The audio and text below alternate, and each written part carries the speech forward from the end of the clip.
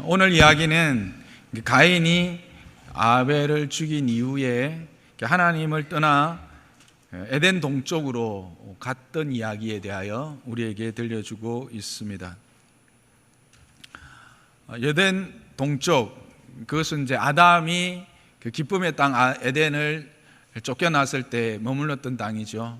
그러니까 가인은 아마 그보다 더 동쪽으로 갔던 것 같습니다. 그 땅의 이름은 놋이었습니다. 놋이란 말 자체가 유리하다, 떠돌다 그런 의미입니다. 하나님의 말씀을 쫓아서 유리하는 땅, 떠도는 땅, 놋에 그는 거주하였습니다. 하나님의 말씀을 쫓아서 유리하는 땅으로 나아가서 그곳에서 있었습니다. 그런데 그는 그곳에서 하나님을 더 찾고 분명히 불렀어야 하는데 그렇지 못하고 정착하고 성을 쌓게 됩니다. 아내를 맞이하고 성을 쌓게 되지요. 아들을 낳았는데 아들의 이름이 에녹입니다. 에녹이라는 이름은 바치다라고 하는 뜻입니다. 그래서 그가 생각하기를 이 성을 하나님께 바치고 이 아들을 하나님께 바침으로 내가 하나님으로부터 받은 저주로부터 구원을 얻을 것이다. 아마 그런 기대를 했던 것 같습니다. 그래서 그는 그곳에 정착하여 성을 쌓고 자녀들을 낳습니다. 그래서 이제 에녹을 낳았고, 에녹은 그의 후손인 이랏을 낳았고, 이랏은 머두야엘을 낳고, 머후야엘은 머두사엘을 낳습니다. 그리고는 머두사엘이 라멕을 낳지요. 후손들이 자녀를 낳아서 이제 도시가 되었다라는 것을 알 수가 있습니다. 이제 많은 세대들이 후손들을 얻게 되어집니다. 그리고 이제 라멕의 시대에 그 문화가 완전히 무르익고 꽃피는 모습을 우리에게 들려주고 있습니다. 라멕은 두 아내를 맞이합니다. 하나의 이름은 아다였고 하나의 이름은 실라였습니다. 그는 인류 최초로 두 아내를 맞이한 사람입니다. 아다의 뜻은 장식품, 아름다운, 사랑스러운이라고 하는 뜻입니다. 그리고 실라라고 하는 뜻은 그림자로 해석되어지는데, 그림자로 해석되어질 때는 뜨거운 그 팔레스틴 지역, 근데 이게 그때는 뜨겁다고 해야 될지 모르겠어요. 하여튼 그 해석자들은 그렇게 하는데 제가 보기에는 좀 잘못된 해석인데, 그림자는 구원을 의미한다. 히브리적 의미로, 히브리인들의 생각에는 그림자는 구원을 의미하기 때문에, 그래서 가인은 이 실라를 통해서 어떤 구원을 소망한 것이 아닌가, 그렇게 해석하는 이도 있고요. 또 한쪽은 이 실라라고 하는 그 히브리어 자체가 찰이라고 하는 그 의미, 발음이 됩니다. 찰 이렇게 되는데, 우리가 이제 한글로 딸랑딸랑 이렇게 소리가 아름답게 울릴 때 딸랑딸랑 이렇게 하는 거를 그 사람들은 찰찰 이렇게 표현합니다. 그래서 어떤 학자들은 이 실라라고 하는 사람은 목소리가 아름다운 사람이었을 것이다. 그래서 목소리가 아름다운 사랑스러운 여인이었을 것이다. 그렇게 해석하는 것이 이 문장 구조상 병행 구조로 잘 해석되어진다, 그렇게 이야기합니다. 이 말은 뭐냐면, 아다는 외모적으로 사랑스럽고 아름다운 여인이었다면 이 실라는 목소리가 아름답고 부드러운 여인.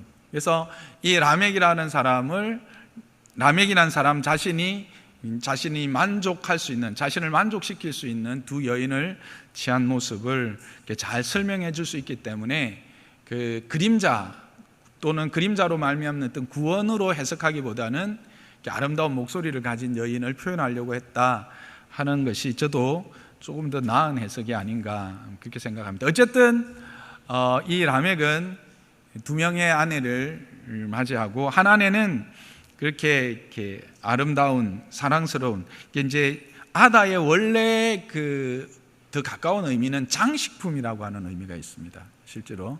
그래서 이제 그 아름답고 귀엽고 사랑스러운 아내를 장식품처럼 가졌다, 뭐 이런 뜻도 되는데, 어쨌든 두 아내를 가지게 됩니다. 그리고 이제 그 아내들로부터 이제 자녀들을 얻게 되죠. 뭐 많은 자녀들을 얻었지만 대표적인 이제 자녀들의 이름이 거명이 됩니다. 아달을 통해서 얻었던 그 아벨이 아니고 야발을 낳았는데, 야발은 장막에 거주하며 가축을 치는 자의 조상이 되었다, 그렇게 말합니다. 근데 여기서 가축을 치다 할 때 이 치다라는 말은 그 아벨과 같이 양이나 염소 그냥 몇 마리 가정에서 이렇게 기르는 그 정도가 아니라 산업을 이루었다라고 하는 말입니다. 그러니까 단어 자체가 다릅니다, 히브리어로.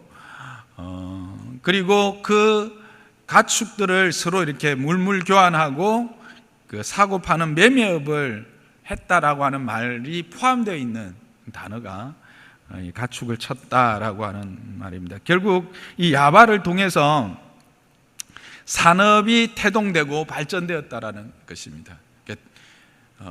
가인이 가서 에녹을 낳고 에녹과 함께 이제 성을 쌓았고, 그 성 안에 이제 후손들이 많아지고, 이제 라멕의 때에, 그러니까 라멕의 후손을 통해서 구체적인 이제 산업들이 자리 잡고 물물 교환이 일어나는 그런 시대가 되었다라고 하는 것이죠.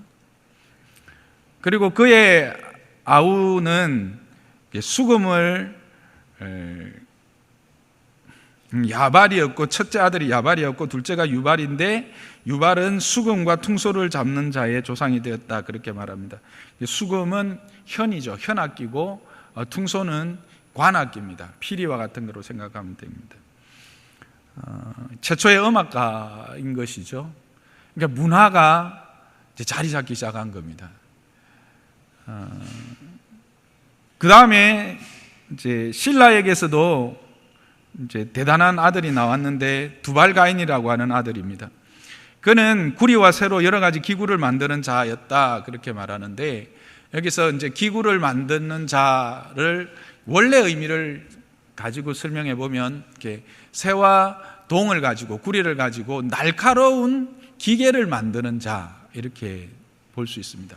그러니까 생활에 필요한 생활용품, 뭐 우리로 말하면 농사기 짓기 위한 농기구나, 또 뭐는 가정에 필요한 이런 것들을 생활용품을 만드는 것에서 그치지 않고 날카로운 것을 만들었으니까 결국 뭐가 됐겠습니까? 무기가 됐겠죠. 무기를 만드는 자가 되었다라고 하는 것입니다.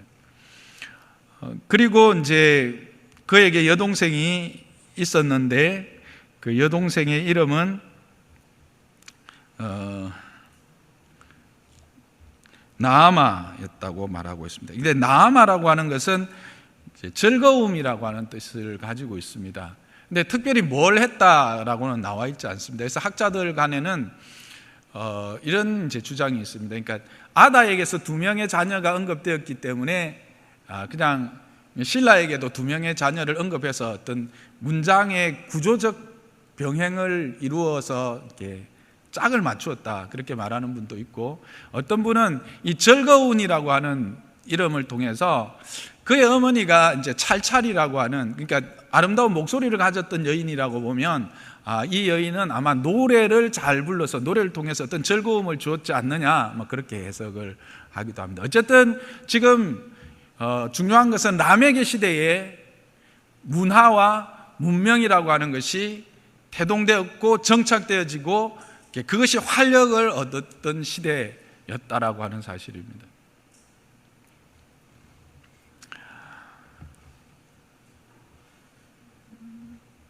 그런데 이제 우리가 일반적으로 생각하면 이와 같이 문화와 문명이 발달하고 그 문화가 우리의 삶에서 이렇게 누려지게 되면 우리의 기대는 어떻습니까? 뭔가 사람이 도덕적으로 더 나아지고 순화되어지고 이렇게 질서가 잡히고 그렇게 평화로운 관계가 형성될 것이다. 그렇게 생각을 할 수 있지 않습니까? 그렇죠? 그래서 우리가 우리 아이들에게 어떤 문화생활을 영위하게 하기 위해서 음악을 가르친다든지 미술도 가르치고 또 뭐 그런 문명의 이기들을 이렇게 경험하게 하는 것들이 다 그런 거 아니겠습니까? 근데 결과는 어떻습니까? 그 결과는 이 람에게 노래를 통해서 우리는 확인할 수 있습니다. 23절과 24절인데요. 함께 읽어봅시다. 시작.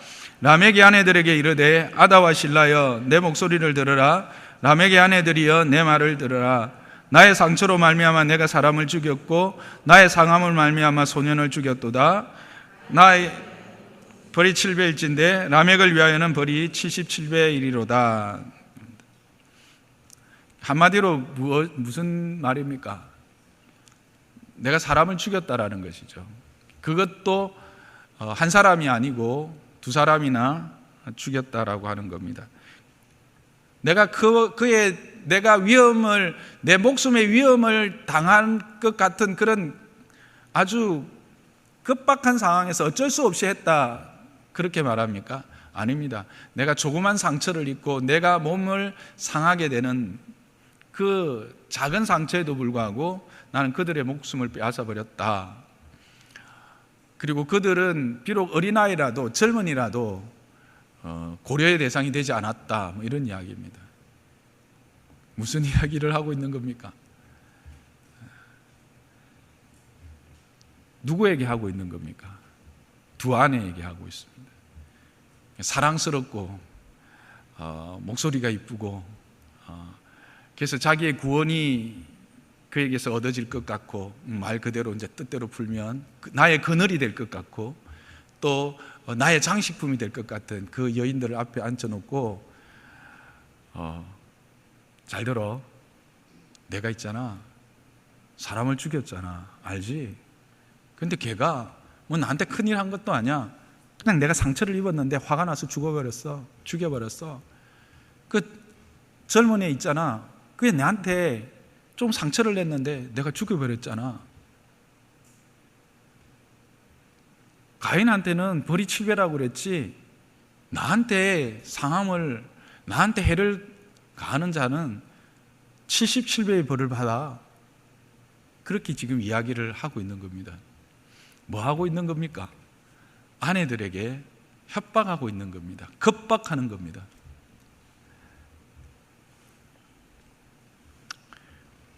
이게 오늘 우리가 읽었던 이야기의 내용들입니다. 여러분, 여기에서 여러분은 어떤 것을 발견하고 어떤 주제를 지금 말하고자 하는지를 좀 알 수가 있으십니까? 제가 많이 좀 숨겨 놓았기도 했지만 그래도 뭔가 이렇게 분위기가 심상치 않다 하는 것들을 느끼게 될 겁니다. 다시 한번 본문으로 좀 더 들어가서 봅시다. 가인이 노 땅에서 성을 만들었던 이유가 뭘까요? 자기를 지키기 위해서입니다. 아들의 이름을 에녹이라고 지었습니다. 이렇게 바쳤다. 하나님께 바치고 그래서 성을 지었습니다. 다른 말로 하면 뭘까요? 이 성을 통해서 내가 안전을 누리겠다는 게, 내가 이렇게 보호를 받겠다는 뜻 아니겠습니까? 다른 말로 하면 구원입니다. 나를 구원하겠다는 겁니다. 어떤 세력으로부터, 어떤 도전으로부터도 나를 지킬 수 있던 성을 쌓아서 내가 구원하겠다는 겁니다. 그런데 이 이제 기간이 오늘 본문을 보면 쌓았다 이렇게 해서 성을 쌓고 이렇게 이제 되어 있습니다. 이것도 보면 뭔가 이렇게 계속되고 있다는 느낌이 있죠. 그래서 원래 원문도 그렇습니다. 이게 분사구문으로서 이렇게 어느 한 시점에 끝나는 것이 아니라 계속되고 있습니다. 그래서 학자들에 의하면 실제로 이 성을 쌓은 것은, 완성한 것은 아마 에녹이 아닐까 그렇게 이야기합니다. 문장 구조적으로 볼 때. 그래서 가인이 성을 쌓고 했는데 실제로 그 성을 쌓아서 완성한 것은 에녹일 것이다. 한글에는 그게 잘 나타나 있지 않지만 히브리어적인 여러분하고 지금 문법까지 다 이야기할 수는 없죠. 이제 문법적으로 따지보면 그렇다라는 겁니다. 그러니까 오랜 시간을 거쳐서 자기를 구원하기 위해서, 자기 스스로의 안전을 지키고 보호하기 위해서 성을 쌓은 것입니다. 다른 말로 하면 성을 쌓아서 자기를 구원하기 위하여 자기 생애를 다 바친 것입니다. 그래서 아들의 이름을 바치다라고 하는 그 이름까지 하면서 구원을 이루어냈습니다.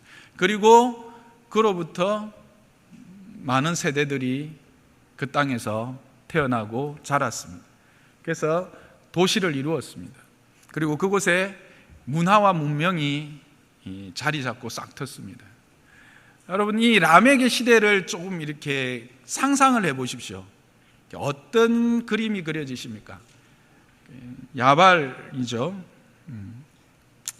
야발을 통해서 가축을 통한 매매들이 일어나는 겁니다. 사고 파는 무역이 일어나고 있습니다. 그리고 한쪽에서는 그의 동생 유발을 통해서 이렇게 수금, 이렇게 현이 켜지고 피리가 불려지는 그런 음악 잔치가 있는 그런 모습들이 있습니다. 그리고 한편에서는 두발가인과 그의 함께한 사람들을 통해서 동과 쇠가 두들겨지는 대장간의 모습이 있습니다. 이 세 개를 함께 이렇게 딱 모아보면 어떤 그림이 그려지죠? 뭔가 시장통에서 왁작지껄하는 뭔가 활기 있는 듯한 모습을 보게 되죠. 그래서 문화와 문명이 싹 트는 어떤 활기 있는 모습들을 보게 됩니다.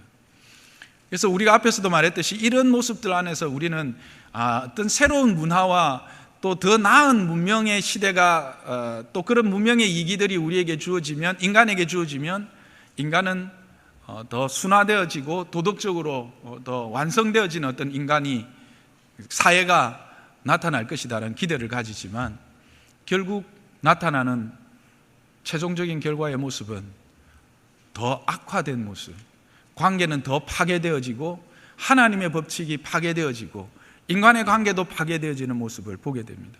그렇죠? 가정이 먼저 파괴되어졌죠. 물론 이것이 파괴되어졌다기보다는 왜곡되어진 것이죠.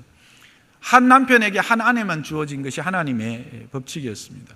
그런데 이 라멕의 시대에 문명이 가장 활발하게 일어났고 그 문화가 가장 활발하게 누려지던 그 시대에 하나님의 법칙은 파괴되어져서 한 남편이 자기의 욕심과 자기의 욕정을 위하여서 하나님의 법칙을 깨버리고 두 아내를 맞이하는 그런 사회가 됩니다. 그리고 이 두 아내를 왜 라멕이 앞에 앉혀놓고 이런 아주 끔찍한 살인의 이야기를 할까요? 제 짧은 소견으로는 이 두 사람이 질투를 한 것 같아요. 갈등이 있었다라는 이야기죠. 그것 때문에 지금 라멕에게 나름대로의 손해가 있거나 자신에게 힘든 해로운 일이 일어날 수 있는 가능성이 있었던 거예요. 그러니까 내가 이렇게 포악하고 악한 사람이야, 동시에 힘 있는 사람이야, 까불면 죽어. 그리고 나한테 이것 때문에 뭔가 해를 가할 수 있다고 생각해? 그것은 너희들 오산이야. 가인에게 해를 가하면 7배의 형벌이 주어지지만 나한테 가하면 77배야. 알겠어? 뭐 이런 거죠. 뭘 이야기하는 걸까요?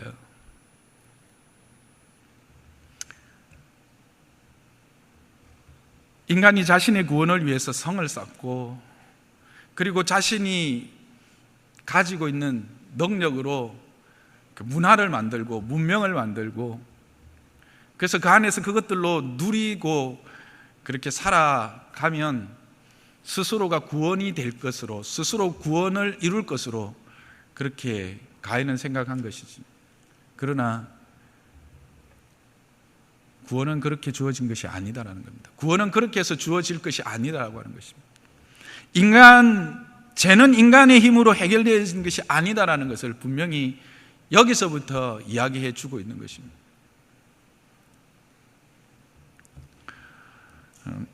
조금 이제 빗나가는 적용을 좀 하나 하고 가면, 이제 큰 줄기에서 잠깐 옆으로 가는 적용 하나 해보면, 우리가 아이들을 키울 때 우리의 생각에는 세상의 어떤 문화나 문명, 그것이 음악이 되든 미술이 되든 연극이 되든 이런 문화와 문명들, 또 문명의 이기들, 이것들을 우리 자녀들에게 잘 제공해 주면 우리 자녀들이 내가 생각하는 대로 잘 이렇게 바른 방향으로 자라고 그들이 더 이렇게 풍성한 삶을 살고 더 이제 도덕적으로나 모든 것에서 뛰어난 어떤 삶을 살아갈 것이다라는 기대를 우리는 하죠.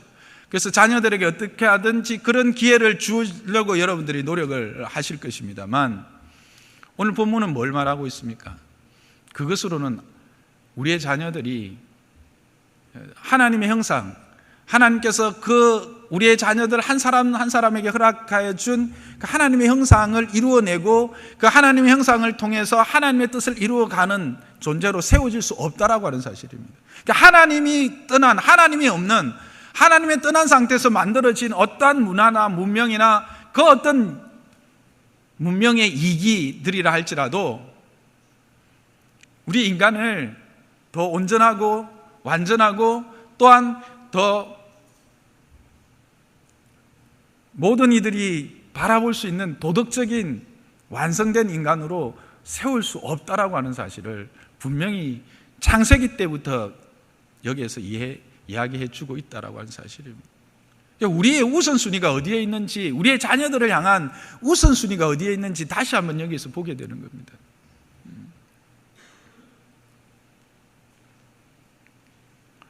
그리고 이제 젊은이들에 좀 적용해 보면, 우리도 여긴 젊은이들이 많습니다. 저는 30대, 40대도 젊은이라 생각합니다. 그렇죠? 여러분 젊은이시죠? 아닌가 보네. 요 앞에만 젊은인가 보네. 또 20대도 그렇고, 여기 지금 라멕의 그 도시, 그러니까 이제 에녹성과 이제 그 뒤에 나오는 이 셋의 후손들이 가지고 있는, 그들은 성이 없었습니다. 그것들을 이렇게 비교해 보면 이 라멕은 뭔가 이렇게 왁작지껄한 이제 막 활력이 있고 뭔가 이렇게 젊은이들의 가슴을 뛰게 하는 뭔가 이렇게 역동성이 있는 모습을 보게 됩니다. 그렇죠?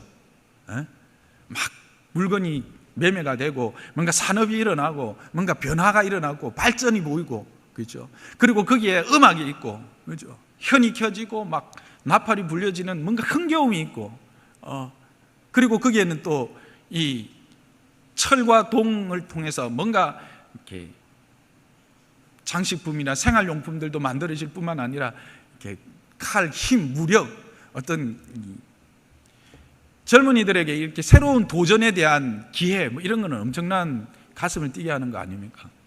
거기에 비해서 이 셋의 후손들을 이렇게 쭉 살펴보면 그냥 낳고 죽고 하다가 에녹 때 가서, 이 에녹은 이 가인의 아들 에녹과 또 다른 이렇게 에녹인데, 하나님과 동행하다가 300년 동안 하나님과 동행하다가 죽음을 맛보지 않고 하나님께 갔다. 요거 한 줄로 끝납니다. 뭔가 밋밋하지요. 그렇죠? 뭔가 싱겁지요. 뭔가 우리를 가슴 뛰게 하는 어떤 일도 없는 것 같죠. 근데 구원은 어디에 있느냐는 겁니다. 우리가 예수를 믿고 믿음 생활을 할 때 때로는 이렇게 뭔가 이렇게 왁작지껄하고 뭔가 이렇게 뭔가 눈에 보이고 뭔가 나타나고 막 그래야만 이게 믿는 거고, 이게 뭔가 하나님의 은혜를 입는 거고, 뭔가 구원을 누리는 것처럼 생각할 때가 있다는 겁니다. 예수를 믿는데 아무 일도 일어나는 것 같지도 않고 밋밋하고 그냥 물에 물 탄 것 같고 술에 술 탄 것 같고, 그래서 이게 예수 믿는 거 맞나? 이게 구원의 길이 맞나? 라고 싶은 그런 길이 갈 때도 있다는 겁니다. 그런데 실질적으로 성경은 지금 뭘 말하고 있는 거냐면, 그렇게 왁작지껄하고 뭔가 대단한 일이 일어나는 것 같고, 그래서 뭔가 막 큰 일이 일어나서 새로운 것들이 나타나고 막 야단 법석이 일어나는 거기에는 오히려 하나님의 구원이 없고 그냥 잔잔하고 그냥 표시 없이 낳고 죽고 낳고 죽다가 하나님과 동행하는 그 삶 안에 구원이 있더라는 겁니다. 그리고 그의 후손을 통해서 하나님의 구원이 주어지더라는 것을 지금 성경은 이야기하는 겁니다. 젊은이들, 특히 우리 믿음의 그룹을 가는 여러분들, 신앙생활을 하다 보면 특히 장로교회가 그렇습니다. 이게 밋밋합니다. 뭔가 특별한 게도 없고 뭔가 한 번쯤 사이다가 팡 터지는 게 뭐 있어야 될 것 같은데, 이건 어떨 때 보면 카카하고 쏙 터져. 내가 여기 구원이 있나? 여기 뭐 하나님의 은혜가 있나? 여러분, 그러나 하나님의 은혜는 그렇게 우리가 생각하고 우리가 말하는 그런 방향으로 오지 않습니다. 그건 다음 주일날 우리가 좀 더 에녹을 통해서 좀 더 살펴볼 건데요. 특히 젊은이들이 그런 어떤 신앙의 이 갈등들이 있을 거예요. 말씀 안에 있습니다. 하나님의 말씀 안에 구원이 있지 그 어떤 다른 것에 구원이 없습니다, 여러분. 그래서 다시 이제 본문 주제로 돌아갑시다. 그래서 결국은 인간 스스로가 뭔가 인간 안에서 이루어지는 어떤 것들을 통해서 우리는 구원이 허락되어지고 누려지는 것처럼, 그렇게 구원의 길을 갈 수 있는 것처럼 생각되지만, 결국은 인간이 만든 그 성은 결국은 더 열악한 환경 가운데로 더 포악하고 더 악한 길로 떨어져 버린다는 것을 오늘 성경은 창세기에서부터 처음부터 우리에게 분명히 이야기해 주고 있다는 사실을 우리는 기억해야 합니다. 그러면 성경이 주려고 하는 그 교훈이 이게 다일까 하는 겁니다. 그러니까 인간이 스스로 구원할 수 없구나. 인간이 뭔가 만들어내고 뭔가 스스로를 구원하려고 하지만 스스로 구원하려고 하면 할수록 오히려 그것은 더 깊은 나락으로 더 엉뚱한 더 악화되는 길로 갈 수밖에 없는 것이구나 라는 것으로 끝난 말씀일까? 그건 아닐 거다는 생각을 하게 됐습니다. 그러면 뭘까? 왜 이것을 기록하셨을까 하는 겁니다. 그것을 생각하려니까 조금 앞으로, 한 걸음 앞으로 이제 나아가 봐야 됐습니다. 그게 뭐냐면, 하나님이 가인에게 한 말씀을 이제 생각하게 하는 겁니다. 가인이 아벨을 죽이고 나서 이제 찾아왔을 때 아벨이 내가 내 아우를 지키는 자이니까 했습니다. 그랬을 때 하나님이 그의 피가 땅에서 내게 부르짖는다라고 분명히 말씀하시면서 이제 저주를 하죠.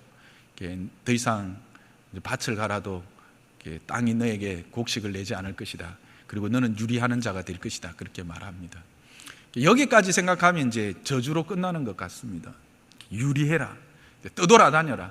더 이상 이제 땅은 너에게 너의 수고에 대한 보상을 행하지 않을 것이다.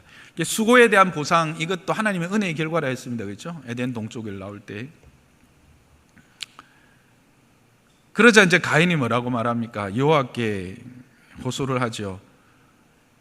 그 벌을 내가 감당하기에 너무 힘듭니다. 나를 쫓아내면 내가 바로 죽을 것입니다. 그랬습니다. 만일 하나님이 이 가인이 그냥 그 죄의 결과를 받아서 그렇게 유리하다가 죽기를 원했다면 그때 하나님의 반응은 어땠을까요? 그래, 당연하지. 너는 네 아우를, 그렇게 죄 없는 아우를 죽였는데도 내가 너에게 죄가 네 문 앞에 있다, 그러니까 너는 죄를 다스려야 된다라고 분명히 이야기했음에도 너는 내 말을 흘려듣고는 결국은 네 아우를 죽였지 않느냐. 그러니까 네가 죄를 당하는 것은 당연한 것이니까 죄의 결과를 네가 받아들이고 네 살 길을 네가 알아서 찾아봐라, 이렇게 했어야 됩니다. 그렇죠? 근데 하나님은 어떻게 하십니까? 아니야, 너 죽이지 못해. 내가 널 죽이지 못하게 할 거야. 너를 죽이는 이에게는 너에게 내가 저주한 7배의 저주를 내가 할 거야. 그래서 7배의 벌을 받게 할 거니까 그것을 내가 분명히 표를 주어서 너에게 줄게. 그러면 사람들이 너를 해치지 못할 거야 하면서 표를 주죠. 이 말은 뭘까요? 유리하라고 하는 것이 단지 그냥 떠돌며 그냥 그렇게 살다가 죽으라는 것이 아니었습니다. 무슨 말일까요? 그곳에서 생각하라는 것입니다. 유리하면서 떠돌면서 생각하라는 것이죠. 무엇을 생각하는 것입니까? 죄가 얼마나 무서운 것인지, 하나님의 진노하신 이유가 무엇인지, 그러면 어떻게 회복해야 할 것인지, 하나님은 어떤 분이신지, 그것에 대하여 생각하고 회복할 수 있는 기회를 주신 것입니다. 그래서 가인이 처음에는 거기에 순종해서 에덴의 동쪽으로 갑니다. 어디로 갔다고요? 노옷으로 갔다고요. 노옷이 어디라고요? 유리한다라고 하는 의미가 있는 거예요. 거기까지는 갔어요. 근데 거기까지였다는 겁니다. 거기까지 가기는 갔지만 끝까지 순종을 못한 거예요. 그리고는 자기를 위해서 성을 쌓아버린 것입니다.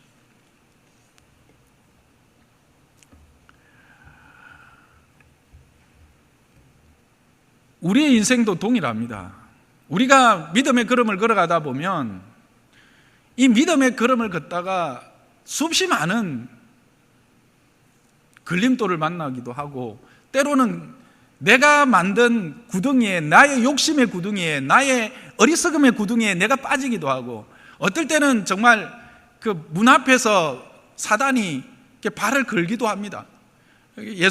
하나님이 그랬잖아요. 내 죄가 내 문 앞에 있다. 우리는 죄가 멀리 있는 게 아니에요. 집에 나갈 때도 있고요, 집에 들어올 때도 있고요, 나갈 때 슬쩍 걸고요, 들어올 때도 슬쩍 걸고요. 언제든지 우리에게 걸어 넘어뜨리려고 해요. 우리가 정신 바짝 차리면 어떻게 해요? 어떨 때는 폴짝 뛰어넘고, 어떨 때는 힘있게 막 그 다리를 두고 차버리고 그냥 지나가기도 하고, 그렇게 힘있고 능력이 있을 때는 안 넘어져요. 그런데 어느 날 그냥 조금만 방심하면 이렇게 넘어지고 저렇게 넘어지는 거예요. 그러니까 넘어졌을 때 우리는 어떻게 해야 되느냐는 거예요. 넘어지면 아파요, 안 아파요? 아파요.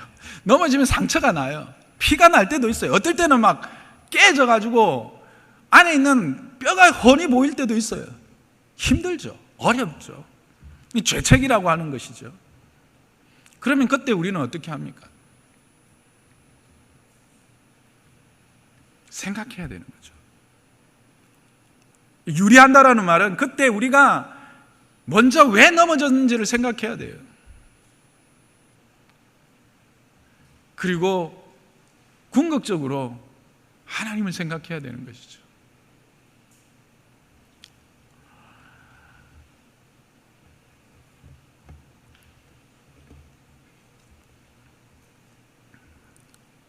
근데 우리는 보통 어떻게 합니까?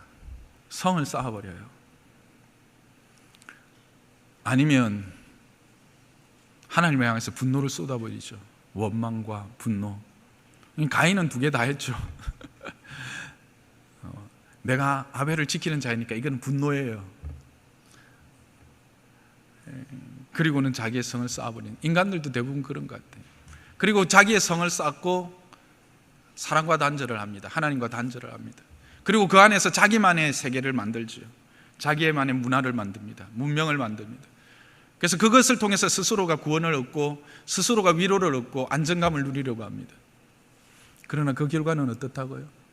더 험악해지고 더 악한 길로 빠져들 수밖에 없다라는 것입니다. 왜? 죄가 그런 것이, 죄가 인간 스스로가 해결하거나 그것을 선하게 할 수 있는 능력이 인간 안에는 없어요. 오직 그것을 새롭게 하실 이는, 그것을 온전히 회복시키실 이는 하나님밖에 없어요. 그래서 지금 하나님은 무슨 기회를 주느냐 하면 회복의 기회를 위해서 유리하게 하시는 거예요. 그렇게 하지 않으면 인간은 결코 하나님에 대해 생각하지 않아요. 죄에 대하여, 나의 문제에 대하여, 나 자신에 대하여 돌아보지 않아요. 인간이 얼마나 자기중심적인지 우리는 이 라멕의 시도 문학이거든요. 보면요, 진짜 이 라멕의 시대에 문학도 있었고요, 음악이 있었죠. 모든 게 다 있었어요. 어쨌든 그게 보면 뭐라고 말합니까? 아다와 실라의 내 목소리를 들어라, 내 말을 들으라, 나의 상처를 입고 내가 사람을 나의 상함으로. 계속해서 누구를 주제로 삼습니까? 자기 자신이에요. 모든 게 자기 자신 중심으로 돌아가야 돼요. 모든 게 자기 중심으로 돌아가야 되기 때문에 거기에는 진정한 회복이 있을 수가 없어요.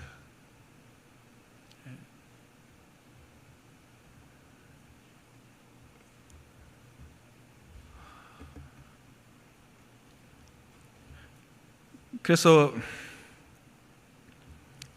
주님 하나님은 이 가인에게 광야로 보낸 것, 유리하도록 허락하신 것은 오히려 은혜입니다.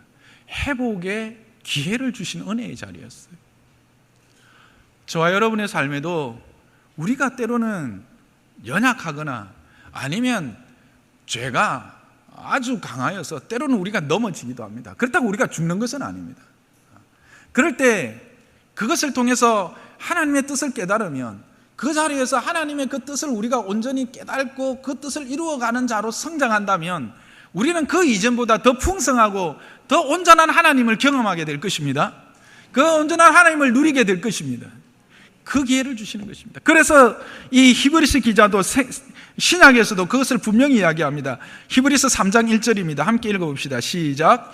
그러므로 함께 하늘의 부르심을 받은 거룩한 형제들아, 우리가 믿는 도리의 사도이시며 대제사장이신 예수를 깊이 생각하라.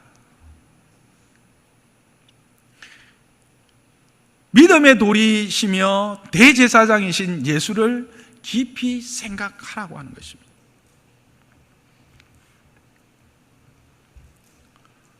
뭘 하지 말고, 히브리서 3장 7절 8절입니다. 함께 해봅시다. 시작. 그러므로 성령이 이르신 바와 같이 오늘 너희가 그의 음성을 듣거든 광야에서 시험하던 날에 거역하던 것 같이 너희의 마음을 완고하게 하지 말고. 완고하지 말고. 이게 어디 있었던 일이에요? 가데스 바냐에서 40일 동안 가나안을 먼저 정탐하고 돌아오게 했죠. 그랬는데 10명이 뭐라고 말합니까? 야, 가보니까 땅은 좋기는 좋은데 그 백성들이 거인이더라. 우리는 거기에 비하면 메뚜기더라. 이랬더니 백성들이 막 그때부터 통곡을 하면서 하나님을 향해서 저주하고 모세를 향해서 저주하고 원망하고, 그 이야기입니다. 성령이 이르신 바와 같이 오늘 너희가 그의 음성을 듣거든. 여러분의 삶에서 때로는 힘들고 어려워 낭망하는 시간들이 있을 것입니다. 전혀 생각하지 못했던 그 상처들을 입을 수 있어요. 나는 전혀 생각지 않았는데 걸려 넘어지고 엎어져서 상처나고 찢길 수 있다는 이야기입니다. 그때 우리는 누굴 생각해야 돼요? 사도이신 대제사장이신 예수 그리스도를 생각해야 돼요. 그리고 그가 오래 참으신처럼 우리도 그를 본받는 자가 되어야 된다는 것입니다. 우리는 어떤 사람이 되지 말아야 돼요? 마음이 완고한 자가 되지 말아야 돼요. 하나님을 거역하는 자의 자리에 서지 않아야 돼요. 저와 여러분이 이런 자가 되기를 주님의 이름으로 축복합니다. 하나님이 우리를 이런 사람으로 부르신 거예요. 3장 1절 다시 보십시오. 그러므로 함께 하늘의 부르심을 받은, 우리는 함께 하나님의 부르심을 받은 자들이에요. 거룩한 형제들이에요.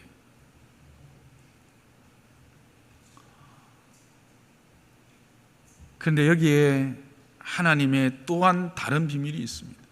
이게 뭐냐 하면, 이와 같이 하나님을 생각할 때에, 하나님을 알아갈 때에, 이 시험으로부터 이길 때에 우리를 혼자 그렇게 이기게 하신 것이 아니라 우리라고 하는 공동체를 통해서 그것을 극복하게 하셨다라고 하는 사실을 여러분 기억하시기 바랍니다. 오늘 보십시오. 다시 3장 1절. 그러므로 함께 하늘의 부르심을 받은, 뭐로? 함께 하늘의 부르심을 받은 거룩한 형제들, 그게 바로 우리라는 것입니다.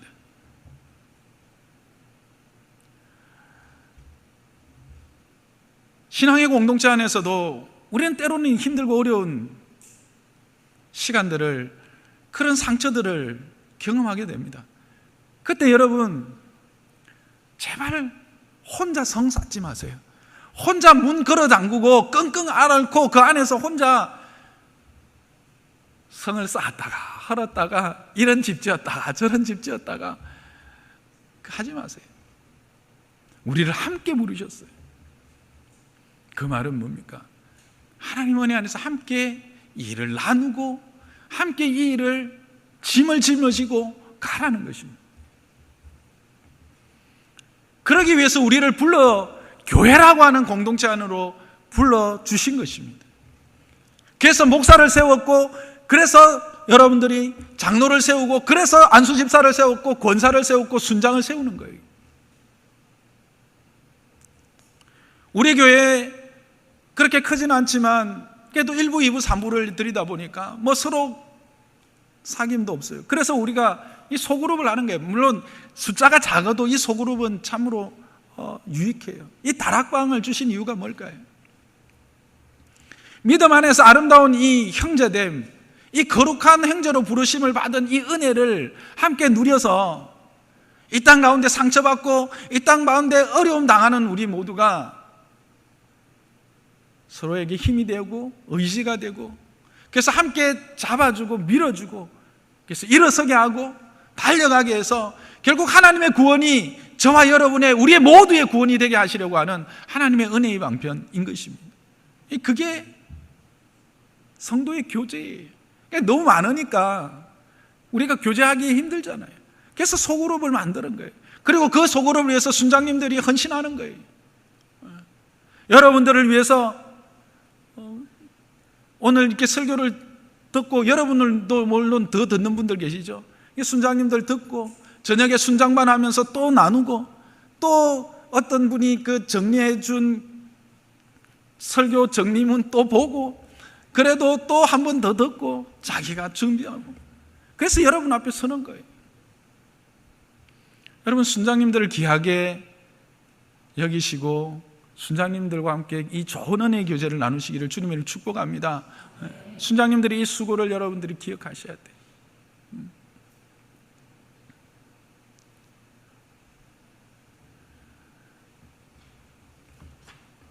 여러분, 하나님은 우리를 우리로 부르셨다는 것을 기억하십시오. 주님 가르치신 기도를 어떻게 시작합니까? 하늘에 계신 내 아버지여, 이름이 거룩히 여김을 받으시며 나라가 임하옵시며 뜻이 하늘에서 이룬 같이 땅에서 이루어지이다. 오늘 내 일용할 양식을 주시고, 이렇게 합니까? 아닙니다. 어떻게 합니까? 하늘에 계신 우리 아버지, 오늘날 우리에게 일용할 양식을 주시고, 우리가 우리의 죄를 사해 준 같이 우리 죄를 사하여 주시고, 우리가 시험에 들지 않게 하시고, 우리 공동체로 부르신 거예요.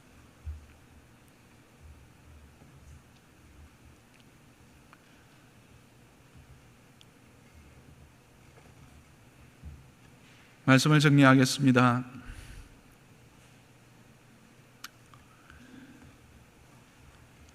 인간은 스스로 죄의 문제에 대하여 해결할 수 있는 능력도 어떠한 자격도 없습니다.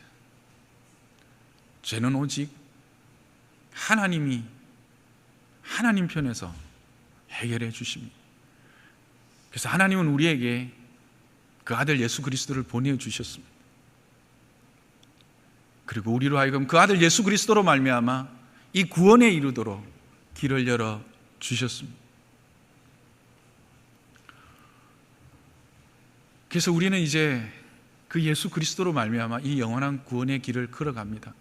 그러나 그 길이 늘 대로만 있는 것이 아닙니다. 사단은 늘 우리를 넘어뜨리려고 문 앞에 기다리고 있는 것입니다. 그래서 들어가면 다리를 슬쩍 겁니다. 넘어집니다. 엎어집니다. 아픕니다. 상처를 받습니다. 그러나 그 아픔, 그 상처를 어떻게 해결합니까? 주님을 생각하는 것으로, 주님을 생각하고 깊이 알아가는 것으로 우리는 그 구원을 다시 회복시키고 그 구원을 다시 누리게 되어지는 것입니다. 그것은 혼자 우리를 그 길로 가도록 하지 않으셨습니다. 우리라고 하는 공동체로 불러주셨습니다.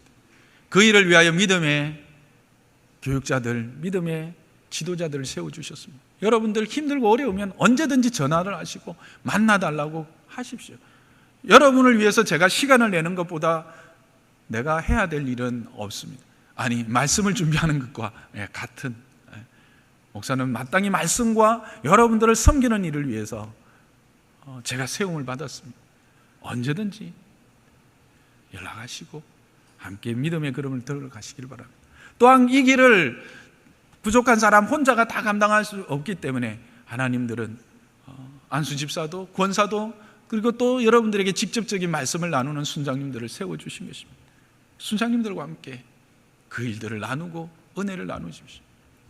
우리의 다락방이 얼마나 귀한 것인지, 여러분, 내가 듣지 못한 말씀을 누군가는 또 들을 수 있고 내가 들은 것을 누군가는 듣지 못한 사람이 있을 수 있습니다.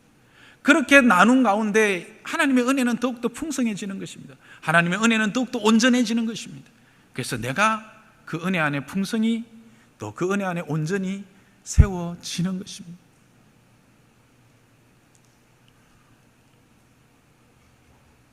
여러분, 가인처럼 귀로만 듣고 마음으로는 듣지 못하는 자가 되지 않기를 주님의 이름으로 부탁합니다. 가인은 분명히 귀로 들었습니다. 그래서 그는 노 땅까지는 갔습니다만 거기까지였습니다.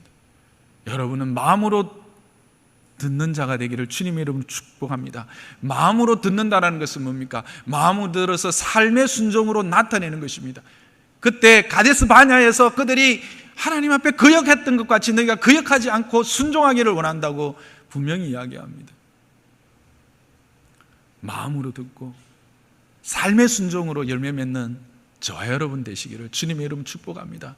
그래서 이 힘들고 어려운 이 땅, 죄로 만연한 이 땅 가운데서 참된 구원의 기쁨과 감격을 함께 누리며 하나님의 나라를 맛보고 하나님의 나라의 그 기쁨을 모든 이들에게 보여주는 복된 저와 여러분 되시기를 주님의 이름으로 축복합니다.